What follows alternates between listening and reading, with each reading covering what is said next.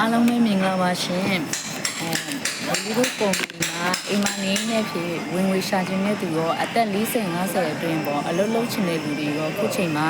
social media နေပြီးတော့ပတ်စံရှာလို့ရနေတာသိနေပြီလားရှင်အဲ့အတွက်ဒီလိုတို့ကုမ္ပဏီမှာဆိုလို့ရှိရင်ကုမ္ပဏီတိုက်ရိုက်စီးတွေနဲ့ချပေးတာရှိပါတယ်ကိုတိုင်းကိုပိုင်စီးပွားရေးကိုလုပ်ချင်တယ်ဆိုလို့ရှိရင်မီလီတို့ကုမ္ပဏီနဲ့ချိတ်ဆက်လို့ရပါတယ်ရှင်တကယ်လို့အဖွဲ့ဝင်အနေနဲ့ဒီလုပ်ငန်းကိုစိတ်ဝင်စားတယ်ဆိုလို့ရှိရင်မီလီတို့ကုမ္ပဏီမှာဆိုရင်တသိန်းကိုက share ဝင်မယ်ဆိုလို့ရှိရင်ပါစနစ်အနေနဲ့ပြန်ပေးရတယ်ရှိပါတယ်နောက်တစ်ခုကုမ္ပဏီတိုက်ရိုက်စီးနဲ့လည်းကိုရမယ်အဲ့တိုက်ရိုက်စီးပုံမှာကိုတိုင်းအမျက်တင်ရောက်တဲ့အမျက်ကိုလည်းခံစားခွင့်ရှိပါတယ်ရှင်နောက်တစ်ခုအစုshareတစ်ခုကတော့6သိန်းဝင်ဖြစ်ပါတယ်ရှင်6သိန်းတကယ်လို့ကိုကဝင်နိုင်တဲ့